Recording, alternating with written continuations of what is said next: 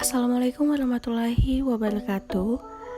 Hai semua anak-anak, apa kabar? Semoga kalian masih dalam keadaan sehat walafiat tanpa kekurangan satu apapun. Nah, baik. Adapun pada kesempatan kali ini, Ibu sebagai guru bahasa Indonesia, yaitu Ibu Citra Ramadhani SPD, atau kalian bisa memanggilnya dengan Ibu Citra, akan membawakan materi bab 1. Yang pertama adalah teks laporan hasil observasi. Adapun rincian bagian pada bab ini, yang pertama adalah pengertian dan ciri-ciri teks observasi. Kemudian ada struktur dan kaidah kebahasaan. Kemudian ada langkah-langkah dan contoh teks laporan hasil observasi. Kemudian yang terakhir, sebagai pengukur, kalian akan menyusun teks laporan hasil observasi kalian sendiri. Nah, adapun indikator pencapaian kompetensi yaitu mengidentifikasi, mendeskripsikan, menentukan, mengklasifikasikan, menemukan, dan menyimpulkan teks laporan hasil observasi yang berupa pernyataan umum, deskripsi bagian, deskripsi manfaat, dan maksud isi tes atau simpulan. Tujuan pembelajarannya yaitu setelah mengikuti proses pembelajaran kali ini, peserta didik diharapkan mampu mengidentifikasi teks laporan hasil observasi yang dipresentasikan dengan lisan maupun tulisan. Kemudian, menginterpretasi isi teks laporan hasil observasi berdasarkan interpretasi baik secara lisan maupun tulisan. Nah, sekarang kita masuk ke inti pelajaran. Teks laporan hasil observasi. Apakah kalian tahu apa itu observasi? Apakah kalian pernah mendengar kata observasi? Nah, apabila kalian belum pernah mendengar ataupun mengetahui pengertian observasi itu sendiri, kita buka halaman selanjutnya, yaitu pengertian teks laporan hasil observasi. Nah, pengertiannya ini ada dua. Yang pertama, teks laporan hasil observasi adalah teks yang berisi penjabaran umum mengenai suatu objek berdasarkan hasil pengamatan dan fakta yang ada. Jadi, teks observasi itu adalah pengamatan. Jadi ketika kita ingin menulis teks observasi, tentunya kita harus terlebih dahulu mengamati suatu objek. Objeknya itu bisa berupa tumbuhan, hewan, sampah lingkungan maupun yang lain. Tentunya berdasarkan fakta-fakta karena telah diamati oleh kita. Kemudian pengertian yang kedua, yaitu teks laporan hasil observasi adalah teks yang berfungsi menjelaskan suatu objek atau fenomena yang didasari oleh hasil pengamatan. Dalam penyusunannya, teks ini memaparkan fakta-fakta dengan jelas dan terperinci.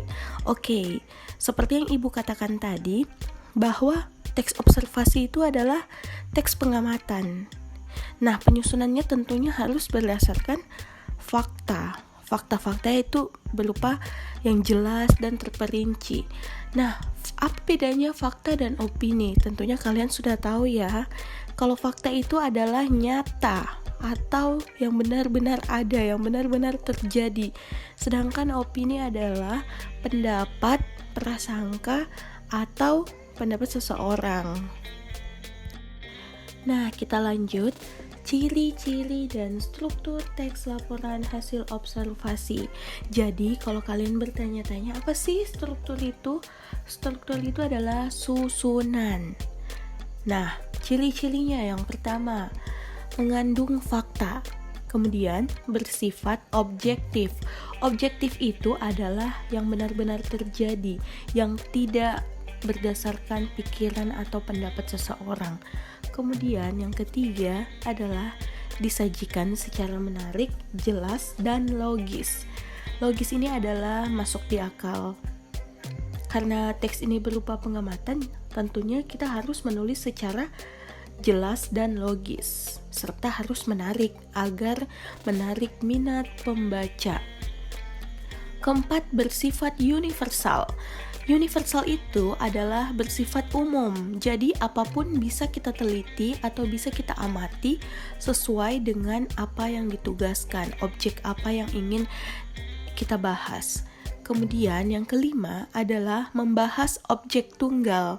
Nah, jadi ketika kalian ingin mengamati sesuatu objek, tentunya harus satu objek saja. Tidak boleh dalam satu teks kalian mengamati dua objek. Jadi misalnya kalian ditugaskan mengamati hewan-hewan. Jadi kalian menulis laporan teks hasil observasi itu tentunya tentang salah satu hewan saja, contohnya komodo, buaya, biawak, kucing, kelinci, dan lain-lain. Jadi dalam satu teks itu harus membahas satu objek tunggal. Kemudian yang keenam, hasil dari pengamatan atau penelitian harus yang bersifat up to date atau kekinian.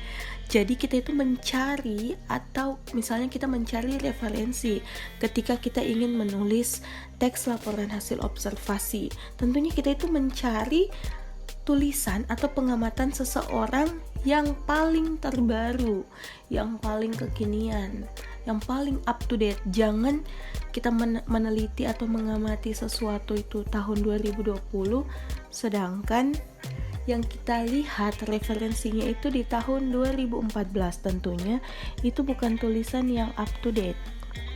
Kemudian yang ketujuh, memerinci objek atau hal secara sistematis dari sudut ilmu. Nah, sistematis ini artinya tersusun ya. Jadi ketika kalian ingin menulis teks observasi harus tersusun sesuai dengan strukturnya. Yang pertama, paragraf pertama misalnya berisi tentang klasifikasi atau definisi umum. Kemudian paragraf kedua berisi tentang definisi bagian dan manfaat. Kemudian paragraf ketiga berisi tentang simpulan. Jadi harus sistematis, harus terstruktur. Kemudian yang kedelapan yaitu adanya konjungsi. Nah, konjungsi ini adalah kata hubung seperti dan, ke, di, adalah, yaitu, dan lain-lain. Itu semua adalah contoh konjungsi. Struktur teks laporan observasi itu yang pertama berisi pendahuluan. Di dalam pendahuluan ini, teks laporan hasil observasi berisikan tentang penjelasan umum atau klasifikasi atau definisi umum. Kemudian, yang kedua adalah bagian isi. Di dalam isi teks laporan hasil observasi terdapat 3 struktur, yaitu definisi umum, definisi bagian, dan definisi manfaat. Kemudian yang ketiga adalah penutup. Di bagian penutup ini terdapat kesimpulan.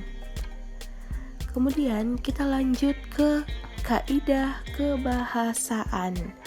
Nah, kaidah kebahasaan yang pertama adalah menggunakan istilah-istilah bidang ilmu tertentu atau nama Latin. Contohnya, kalian meneliti atau mengamati tentang bunga Rafflesia arnoldi atau bunga bangkai. Jadi kalian tulis bunga bangkai dalam kurung nama Latinnya misalnya Rafflesia arnoldi. Itu adalah sudah termasuk kaidah kebahasaannya teks laporan hasil observasi karena dia sudah menggunakan nama Latin. Kemudian yang kedua, jenis kata dan kelompok kata yang banyak digunakan adalah verba dan nomina. Verba itu adalah kata kerja dan nomina itu adalah kata benda. Kemudian menggunakan kalimat definisi dan kalimat deskripsi. Kemudian menggunakan kalimat simpleks dan kompleks. Nah, kaidah kebahasaan ini adalah pedoman yang menjadi unsur pembangun dalam suatu teks. Jadi, kaidah kebahasaan laporan teks hasil observasi adalah pedoman yang membangun teks laporan hasil observasi itu sendiri.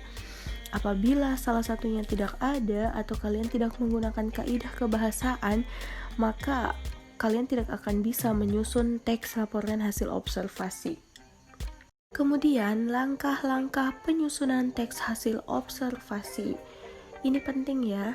Yang pertama, ketika kita ingin melakukan observasi, objek penelitian yang akan dijadikan judul laporan.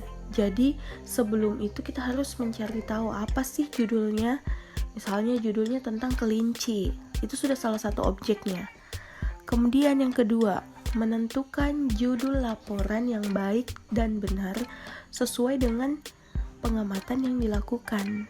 Jadi judul laporan itu harus benar-benar sesuai dengan apa yang kalian amati. Misalnya kalian mengamati tentang kelinci tadi, jangan isinya atau laporannya nanti tentang kucing, kan tidak bisa ditoleransi ya. Kemudian menyusun kalimat pembuka. Nah, kalimat pembukanya tadi seperti klasifikasi atau definisi umumnya itu. Kemudian menyusun isi laporan yang berisi gagasan atau ide pokok dan saran yang disertai alasan terhadap laporan hasil observasi. Nah, kita mulai nih menyusun ketika kita sudah buat judulnya. Kemudian kita membuat kalimat pembukanya di paragraf 1. Kita lanjut ke paragraf kedua, isinya, isi laporannya. Di situ bisa berupa bagian-bagian dari kelinci itu apa, manfaat dari kelinci itu apa, ciri-ciri kelinci itu apa. Kemudian yang terakhir, paragraf terakhir kita mulai membuat kalimat penutup atau simpulan. Nah, untuk membuat teks laporan hasil observasi yang menarik, maka syarat-syarat di bawah ini harus terpenuhi. Yang pertama, objek yang akan diamati itu harus menarik. Jangan sesuatu yang kalian amati itu sesuatu yang sangat tidak menarik, sangat tidak up to date beritanya. Jadi bisa saja tentang virus corona yang sedang up to date dan viral sekarang ini bisa kalian amati atau bisa kalian buatkan teks observasi. Kemudian yang kedua, harus bersifat objektif. Objektif ini seperti yang Ibu katakan tadi, bahwa fakta yang sebenarnya, bukan pendapat atau pandangan pribadi penulis. Kemudian yang ketiga, disusun secara sistematis. Sistematis itu adalah tersusun sesuai dengan susunannya. Kemudian yang keempat, dapat dipertanggungjawabkan kebenarannya. Jadi ketika kalian menulis sesuatu yang telah kalian amati, kalian harus bertanggung jawab atas tulisan kalian tersebut.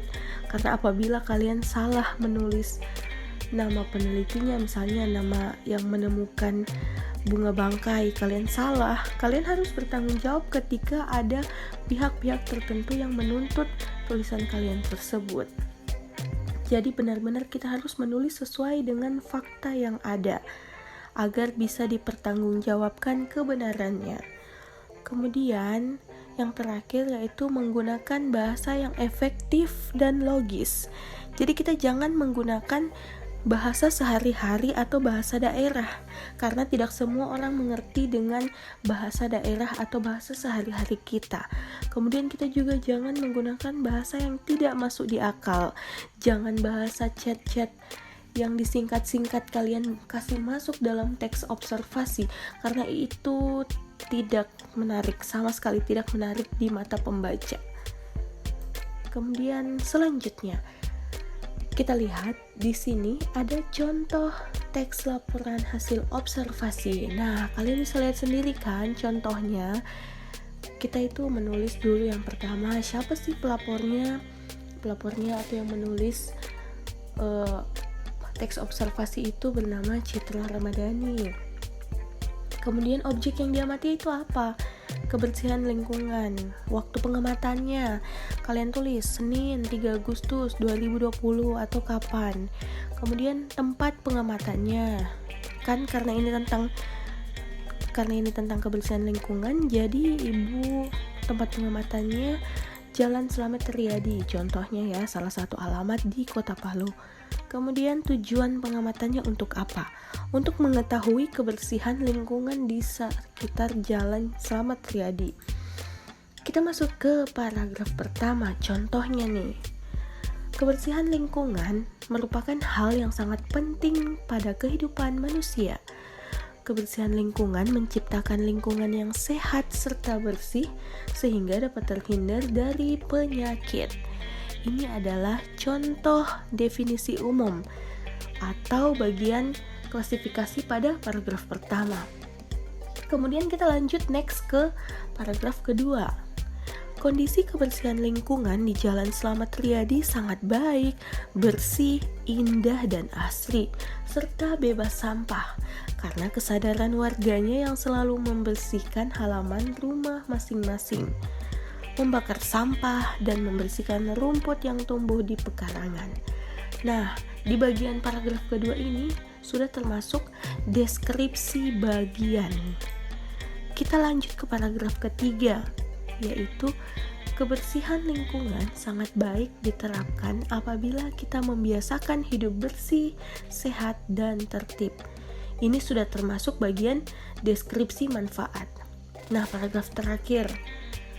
Kondisi kebersihan di Jalan Slamet Riyadi sangat terawat karena warganya yang sadar akan kebersihan lingkungan sekitar.